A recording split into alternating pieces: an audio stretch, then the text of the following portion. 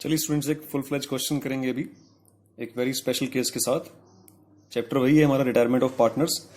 तो आइए शुरू करते हैं क्वेश्चन। तो पहले क्वेश्चन देखेंगे, एक और भी लीजिए क्वेश्चन का। क्वेश्चन है ABCR 3 partners in A firm, sharing ratio given नहीं है, बैलेंस शीट गिवन है एज ऑन 31 मार्च 2017 के लिए। अब क्योंकि प्रॉफिट शेयरिंग रेशियो गिवन नहीं है तो इक्वल होगा in the absence of partnership deed में, तो इनका ओल्ड रेशियो इक्वल है 1:1:1। आगे क्वेश्चन में थोड़ा सा चलेंगे हम, तो बताएगा आपको वो कि A and C decided to share future profits and losses in the ratio 5:3 respectively. So new ratio is given 5:3। So तो by applying the method, by applying the formula of new ratio minus old ratio is equal to gaining ratio, तो मैंने gaining ratio calculate कर लिया है, that is 7:1 आया है। ठीक है, A और C के लिए, because B is going to retire from the firm, B firm से रिटायर हो रहा है, तो A और C का गेनिंग रेशियो दिखाई दे रहा है और A और C का न्यू रेशियो गिवन है 5:3। ये कंडीशंस अभी गिवन है जो बेसिक इन्फॉर्मेशन है। साथ में बैलेंस शीट गिवन है, बैलेंस शीट के ऊपर ओवरव्यू ले लेते हैं। क्रेडिटर्स गिवन है, जनरल रिजर्व है, 3000 रुपीज की कैपिटल है, cash at bank, debtors, stock and furniture, ये सब कुछ गिवन है। तो आइए पहली एडजस्टमेंट शुरू करते हैं। कुछ इन्फॉर्मेशन है आपके साथ, आपके पास, और इन्हीं इन्फॉर्मेशन के साथ आपको बनाना है revolution account, capital partners capital account and balance sheet बनानी है आपको। तो सबसे पहली इंफॉर्मेशन दिखाई दे रही है, that is to reduce the stock and furniture, to reduce the stock and furniture by 5% and 10% respectively. Respectively का मीनिंग मैं उम्मीद करता हूं कि आप सबको पता होगा। रेस्पेक्टिवली इस सीक्वेंस को शो कर रहा है कि पहले स्टॉक है फिर फर्नीचर है, तो ये स्टॉक के लिए है ये वाला परसेंटेज, और ये परसेंटेज फर्नीचर के लिए है। ठीक है, so to reduce the stock and furniture by 5% and 10% respectively. तो रिवोल्यूशन के अंदर इसका ट्रीटमेंट कर लेते हैं। पहले लेते हैं स्टॉक को।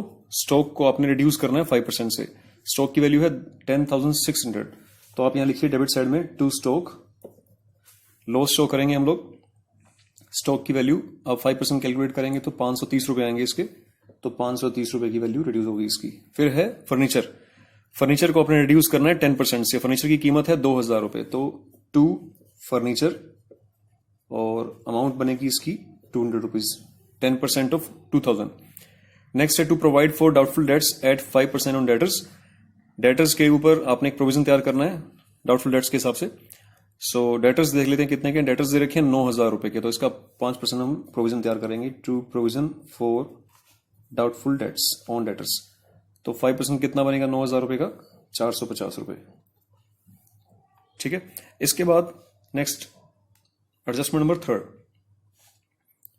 Rent is outstanding ₹260 not mention. Rent outstanding है लेकिन अभी मेंशन नहीं किया हुआ है। देखिए it means it is a unrecorded liability, तो इसको रिकॉर्ड करना पड़ेगा। आउटस्टैंडिंग रेंट मतलब, अब मैं दोबारा क्लियर कर देता हूं कि रेंट आउटस्टैंडिंग है 260 रुपीज का, बट अभी तक मेंशन नहीं है, रिकॉर्डेड नहीं है इस बुक्स के अंदर, तो अभी रिकॉर्ड कर लेते हैं इसको 260 रुपीज। इसके बाद गुडविल की इंफॉर्मेशन आ गई, फिर न्यू रेशियो आ गया, फिर रीएडजस्टमेंट। तो फिलहाल अभी रिवोल्यूशन के हिसाब से जो एसेट्स लायबिलिटी को रिवैल्यूएट करना था वो फिनिश हो चुका है, तो इसका टोटल करके डेबिट, सारी आइटम्स डेबिट की हैं, तो हमें लॉस दिखाई देगा यहाँ पे। अमाउंट टोटल कर लेते हैं, 1440 आ रहा है, 1440 आएगा इसका। तो by loss on revolution that is transferred to partners capital account, that is A's capital, B's capital and C's capital में इसका लॉस को ट्रांसफर कर देंगे।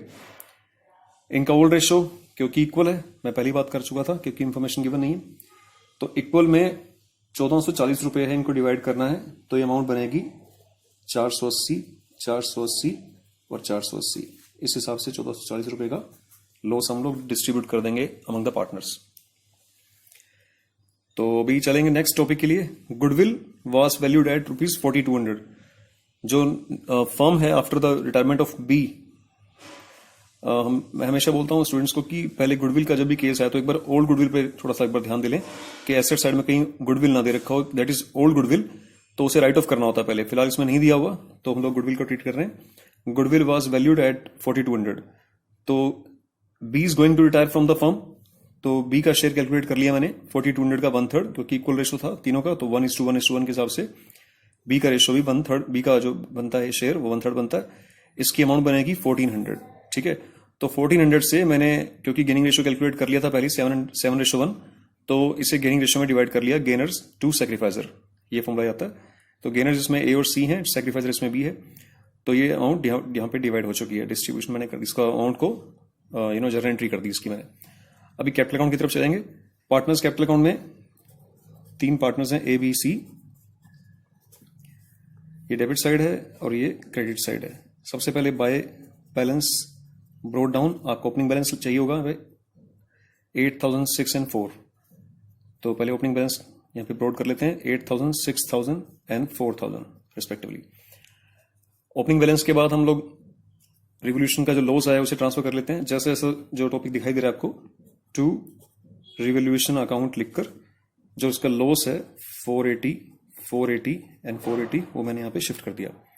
मैंने इससे पिछली वीडियो में भी समझाया था आपको कि किसी भी एक ट्रांजैक्शन को एक अकाउंट से दूसरे अकाउंट में शिफ्ट करते हैं तो क्रॉस शिफ्टिंग होती है। देखिए इसमें भी क्रॉस शिफ्टिंग हो रही है, यहाँ पे क्रेडिट था, यहाँ पे डेबिट में हो गया, ठीक है, लेकिन नाम उस अकाउंट का आता है जिस अकाउंट से वो आइटम शिफ्ट हो रही है। तो नेक्स्ट है, इसमें हमने भी जर्नल एंट्री की है गुडविल को लेकर, उसको पोस्ट कर लेते हैं। यहाँ पे इसका कॉन्ट्रा एंट्री रहेगी यहाँ पे, क्योंकि डेबिट और क्रेडिट दोनों तरफ पोस्टिंग होगी एक ही अकाउंट में, दैट इज कॉन्ट्रा एंट्री। तो ए और सी को आपने डेबिट करना है। ए को डेबिट करना है 1225 रुपए से, तो ए को डेबिट करेंगे 1225 से, और सी डेबिट होगा 175 रुपीज से, यहाँ डैश लगा देते हैं। और कौन डेबिट करेगा इनको, इनका पड़ोसी जो है वो बी है। सो टू बीज कैपिटल अकाउंट से ये दोनों डेबिट हो जाएंगे। बी को आपने क्रेडिट करना है 1400 से, बी का कॉलम जो है वो क्रेडिट होगा 1400 से। तो लेकिन डेबिट करने के लिए 2 पार्टनर्स हैं, तो दोनों से अलग अलग पोस्टिंग होगी यहाँ पे। तो बाय एज कैपिटल और बाय सीज कैपिटल लिखकर ए के सामने ये वाली अमाउंट आएगी 1225 रुपए, और सी के नाम से आएगी 175 रुपीज, ठीक है। इस हिसाब से इसकी भी पोस्टिंग हो गई। रिवोल्यूशन का लॉस भी हमने पोस्ट कर दिया, और इसके साथ साथ हम लोगों ने जो गुडविल का ट्रीटमेंट किया था वो भी कर दिया। अब अगर कोई जनरल रिजर्व है तो वो डिस्ट्रीब्यूट कर लेते हैं। जनरल रिजर्व गिवन है 3,000 रुपीज का, तो यहाँ पे डिस्ट्रीब्यूट कर लेते हैं ओल्ड रेशियो में। जितने भी रिजर्व हैं, general reserve, workman compensation reserve, investment fluctuation reserve, और भी कोई भी रिजर्व हो, इसके अलावा प्रॉफिट एंड लॉस अकाउंट का बैलेंस, ये जितने भी old profits and old reserves होते हैं, इनको ओल्ड पार्टनर्स में ओल्ड रेशियो में ही डिस्ट्रीब्यूट करना होता है। ये वाला पॉइंट आप नोट करके रखिए, इसमें कंफ्यूजन नहीं होनी चाहिए। बहुत बार स्टूडेंट क्वेश्चन पुट करते हैं कि सर इसको सैक्रिफाइस रेशियो में डिस्ट्रीब्यूट करना है, या इसको न्यू रेशियो में डिस्ट्रीब्यूट करना है, या इसको ओल्ड रेशियो में। सैक्रिफाइस रेशियो का तो यहां पे कंसर्न है ही नहीं। सैक्रिफाइस रेशियो सिर्फ जो न्यू पार्टनर्स गुडविल लेके आता है फर्म में, एडमिशन वाले केस में, सिर्फ उस गुडविल को डिवाइड करने के काम आता है, और किसी काम नहीं आता, ठीक है। तो ओल्ड प्रॉफिट्स, ओल्ड रिजर्व को ओल्ड पार्टनर्स में ओल्ड रेशियो में आपने डिस्ट्रीब्यूट करना है, ठीक है। इधर अगर गुडविल दे रखी थी ओल्ड गुडविल, या फिर प्रॉफिट एंड लॉस अकाउंट का डेबिट बैलेंस यानी कि लॉस गिवन होता, तुमको राइट ऑफ करना होता है, वो भी ओल्ड रेशियो में होता है, ठीक। हाँ, बी के रिटायर होने के बाद फर्म ने अपना बिजनेस कंटिन्यू रखा और ईयर एंड हो गया, उसके बाद प्रॉफिट हुआ, वो प्रॉफिट हमें न्यू रेशियो में कैलकुलेट करना पड़ेगा, न्यू रेशियो में डिस्ट्रीब्यूट करना पड़ेगा, क्योंकि वो नई फर्म का प्रॉफिट है, ठीक है। अब देखिए पोस्टिंग हम लोग जनरल रिजर्व को ट्रांसफर कर लेते हैं, डिस्ट्रीब्यूशन कर लेते हैं इसका। एक चीज और मैं बताता हूँ स्टूडेंट्स को अपने, जो बार बार पूछते हैं वो, या लिखते वक्त गलती करते हैं, नरेशन में गलती करते हैं, कि general reserve, workman compensation reserve यानी कि लायबिलिटी सेक्शन में दिए हुए रिजर्व्स और प्रॉफिट्स ये डिस्ट्रीब्यूट होते हैं, और एसेट साइड में दिए हुए प्रॉफिट एंड लॉस अकाउंट का बैलेंस यानी कि लॉस, डेबिट बैलेंस या फिर गुडविल, वो राइट ऑफ होती हैं। एसेट्स राइट ऑफ होती हैं, लायबिलिटीज डिस्ट्रीब्यूट होती हैं, ठीक है, तब जाके एंट्री मैच करती है। तो अमाउंट थी जनरल रिजर्व की 3,000 रुपीज, इनका ओल्ड रेशियो इक्वल है, तो 1,000 तीनों में डिवाइड हो जाएगा, 1,000 तीनों में डिवाइड हो जाएगा, ठीक है। और इसके बाद आगे चलेंगे हम लोग, और कोई एंट्री इसमें रहेगी तो हम आगे क्वेश्चन पढ़ेंगे। आगे क्वेश्चन है इसमें, to they have decided, A and C decided to share profits and losses in the ratio 5:3। ये तो मैंने लिख दिया था यहाँ पहले ही कि न्यू रेशियो उनका 5:3 है। आगे है, A and C decided to readjust their capital in the profit sharing ratio, और ए और सी ने यह भी डिसाइड किया है कि वो अपने न्यू रेशियो में ही कैपिटल को रीएडजस्ट भी करेंगे, ठीक है, कर लेंगे भी। एक चीज और भी है, they have also decided to bring in sufficient cash to pay off B immediately. वो चाह रहे हैं कि बी को इमीडिएट पे किया जाए, ठीक है, और इसके लिए सफिशिएंट कैश अगर लाना है तो वो लेके आएंगे।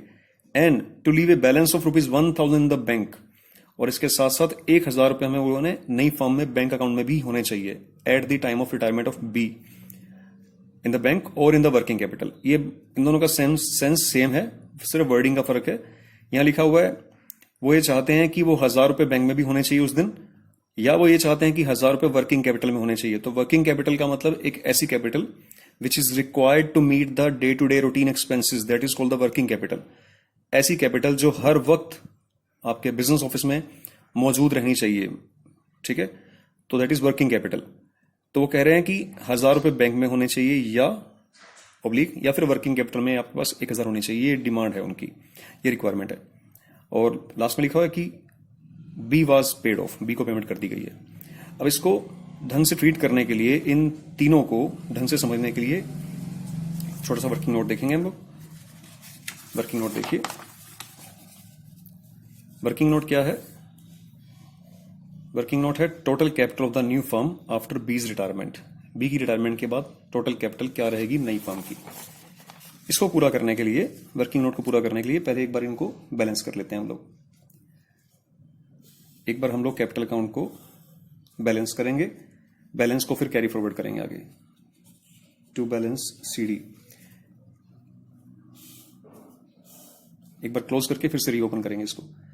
टोटल कर लेते हैं। यहाँ पे, यहाँ रहे 9,000, यहाँ रहे 8,400, यहाँ रहे 5,000, 9,000, 8,400 और 5,000। बैलेंस आ रहे हैं 7,295, 7,925, 7,920 आ रहा है। यहाँ आ जाएगा 4,345। इसको हम लोग ब्रॉड कर लेते हैं बाय बैलेंस ब्रॉड डाउन। एक बार ये क्लोज हुआ है कैपिटल अकाउंट। क्लोजिंग के लिए मोस्टली हम लोग डबल लाइनिंग का यूज करते हैं। So 7,295, 7,920 and 4,345। ध्यान रखिएगा, B is going to retire from the firm. B firm से रिटायर हो रहा है।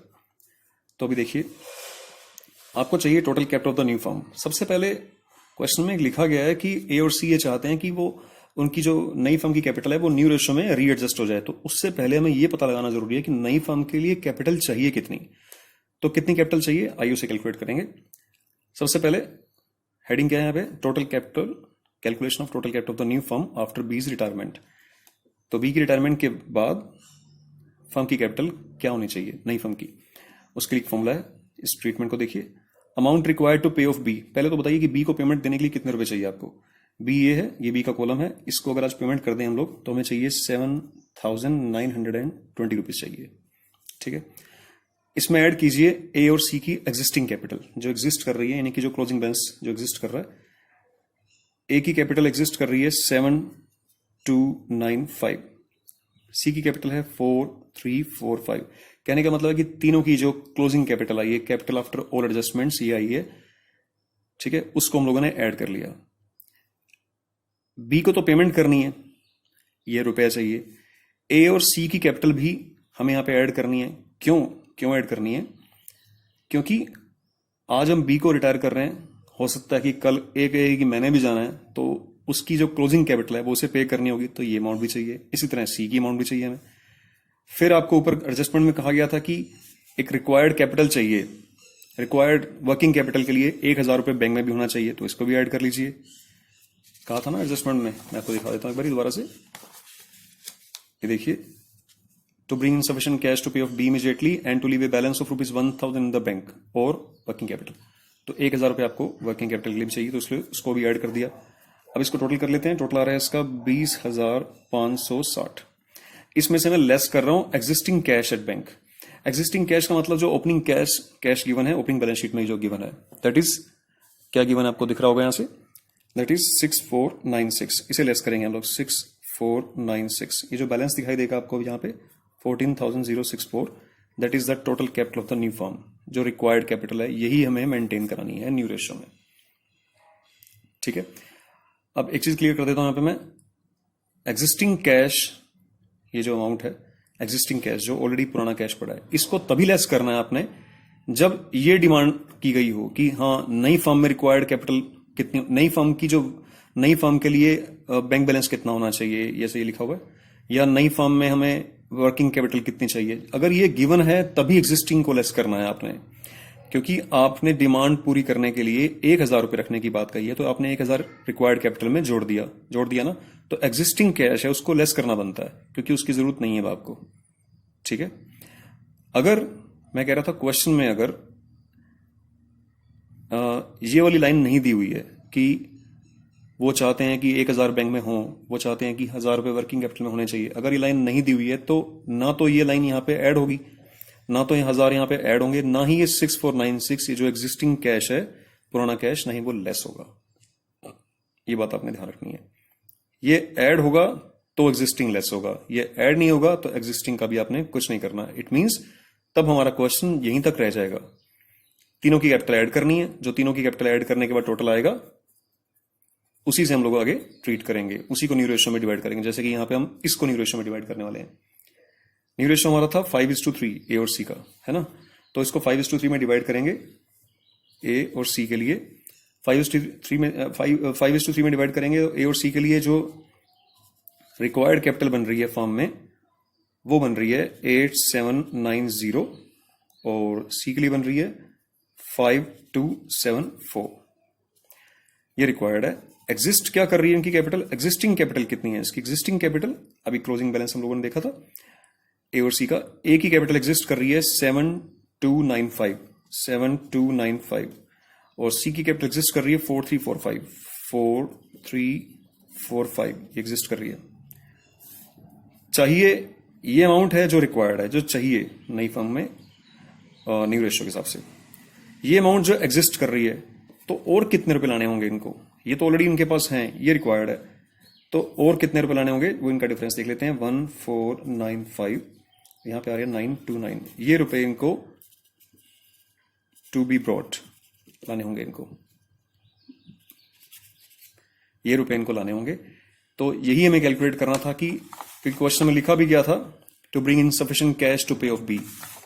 ठीक है, तो आइए इनसे पैसे मंगवा लेते हैं। बाय बैंक करिए, यहां पे बाय बैंक कीजिए और बाय बैंक करके इनसे जो अमाउंट अभी मंगवानी है दैट इज ए से मंगवानी है 1495। ठीक है, 1495 ये मंगवानी है ए से, और सी से मंगवाने हैं हम लोगों ने 929 रुपए 929। ये मंगवाने के बाद वो कह रहा था कि बी को इमीडिएटली पे ऑफ कीजिए, तो टू बैंक लिखकर या बाय बैंक तो पैसे मंगवाए हैं इनसे, जो शॉर्ट रह गए थे इससे वो मंगवा लिए, और बी को इमीडिएटली पेमेंट कर दीजिए। बी की पेमेंट बन रही है 7920 इसको पेमेंट कर दीजिए इमीडिएटली। अब जब आप बैलेंस कैलकुलेट करेंगे, मैं एक बात क्लियर बता रहा हूं, बैलेंस कैलकुलेट करेंगे, टोटल नहीं भी करोगे, मान लीजिए टाइम नहीं है आपके पास टोटल करने का, आपको बैलेंस चाहिए, तो there is no need to calculate the balance, या डिफरेंस लेने की जरूरत नहीं है। बैलेंस आपके पास आपने कैलकुलेट कर लिए हैं, जो आपने जब आपने इस रिक्वायर्ड कैपिटल को न्यू रेशियो में डिवाइड किया था तो बैलेंस आए थे ए और सी की रिक्वायर्ड कैपिटल, यही बैलेंस आपको यहां दिखाई देंगे 8790 और 5274। कई बार होता है कि टाइम नहीं होता तो टोटल वगैरह नहीं कर पाते हम लोग, कोई जरूरत भी नहीं है इनकी, तो बैलेंस शीट फटाफट कैलकुलेट यहाँ पे हो चुके हैं, वो यहाँ लिख सकते हैं आप। ठीक है, टोटल आप कर लेंगे इसका 8790 7920 और 5274, सेम टोटल यहाँ पे आ जाएगा। अब इसके बाद लास्ट स्टेप पे चलते हैं। लास्ट स्टेप हमारा बैलेंस शीट है, तो बैलेंस शीट बनाएंगे, revise balance sheet of the firm. इसके लिए हमें क्वेश्चन चाहिए होगा। पहले एसेट साइड को लेकर चलते हैं। एसेट साइड में जो गिवन है, क्या क्या चीजें गिवन है, cash at bank, cash at bank. Opening cash को भूल जाइए अब, क्योंकि आपने रिक्वायर्ड अमाउंट तय कर ली थी कि हमें सिर्फ 1,000 रुपये ही चाहिए नई फर्म में बैंक बैलेंस के रूप में, तो 1,000 रुपये आएगा। डेटर की बात हम करें तो डेटर के ऊपर एक प्रोविजन बनाना था, 9,000 में से लेस करना है प्रोविजन फॉर डाउटफुल डेट्स, जो कि 5% बनाया था। देख लेते हैं कितना बनाया था। 5% प्रोविजन बनाया था हम लोगों ने 450 रुपये का, तो 450 रुपीज का प्रोविजन है, वो आपको लेस करना पड़ेगा। 450 रुपीज का प्रोविजन लेस करके अमाउंट आ जाएगी ये पे 8,550 रुपये। ठीक है, इसके अलावा स्टॉक है, स्टॉक की कीमत हमने गिराई थी, उसके बाद वैल्यू रह जाएगी इसकी 10,070 रुपये। स्टॉक की कीमत में 5% का आपने रिड्यूस किया था। उसके बाद नेक्स्ट है फर्नीचर। फर्नीचर में भी आपने अमाउंट डाउन की थी, उसकी 200 रुपये कम किए थे फर्नीचर में से, तो 2000 में से 200 गए, 1800 रुपये फर्नीचर के रह जाएंगे। इसके बाद टोटल कर लेंगे इसका यहाँ पे। और लायबिलिटी साइड देखिए, क्रेडिटर्स दे रखे हैं 7096 के क्रेडिटर्स है। एक अनरिकॉर्डेड लायबिलिटी का पता लगा था, हम लोगों ने रिवोल्यूशन में दिखा दिया था उसको। आउटस्टैंडिंग रेंट था अनरिकॉर्डेड लायबिलिटी, ये अब तक बैलेंस शीट में नहीं दिखाई गई थी पुरानी बैलेंस शीट में, लेकिन अभी पता लगा तो अब दिखाएंगे हम लोग। आउटस्टैंडिंग रेंट के नाम से 260 रुपीज, ठीक है। उसके बाद बारी है कैपिटल की। सो कैपिटल, अब ए और सी 3 पार्टनर्स रह गए हैं। कैपिटल इनकी हम लोग आ चुकी है, पहले ही आ चुकी है। ये देखिए क्लोजिंग बैलेंस हमारे सामने आ चुके थे 8790 एंड 5274। टोटल करेंगे इसका आ जाएगा 14064। ये वही टोटल है, मैं आपको दिखाना चाहूंगा। ये टोटल वही है जो हमारा रिक्वायर्ड कैपिटल था, न्यू फर्म था। तो टोटल करेंगे इसका, अगर आप इसका टोटल करिए, आप टोटल करेंगे तो 21,420 और 21,420 टोटल हो जाएगा इसका। सो ये क्वेश्चन था, ये एक स्पेशल केस था जिसमें, इस केस में हम लोगों ने नया क्या सीखा है जो अब तक नहीं सीखा था पहले। नया सीखने को इसमें यह मिला है, ये वाला पॉइंट जो हम लोगों ने वर्किंग नोट्स किए हैं इसके रिगार्डिंग, वर्किंग नोट्स ये वाले, इस पे आपको कंसंट्रेट करना है। ये फॉर्मूला क्या था, टोटल कैपिटल कैलकुलेट करनी थी इसमें नई फर्म की आफ्टर द बीज रिटायरमेंट। कैसे कैलकुलेट की थी कि तीनों पार्टनर्स की कैपिटल को ऐड किया था, जो उनकी क्लोजिंग कैपिटल आई थी।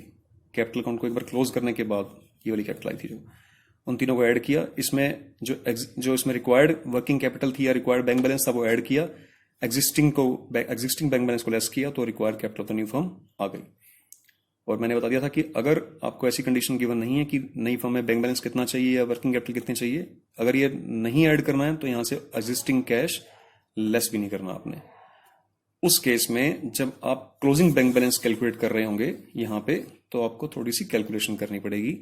वो कैलकुलेशन क्या करनी पड़ेगी आपको, एग्जिस्टिंग जो बैंक बैलेंस है आपका क्वेश्चन में, जो जैसे 6496 दे रखा है, एग्जिस्टिंग बैंक बैलेंस जो होगा उसके अंदर ये जो कैश आया है इसे आप ऐड करेंगे, जो कैश पेमेंट किया उसे आप लेस करेंगे, तब जाके आपके पास क्लोजिंग बैंक बैलेंस आएगा। तो एक क्वेश्चन था, इस रिगार्डिंग कोई भी प्रॉब्लम आप मुझसे पूछ सकते हैं। So thank you so much.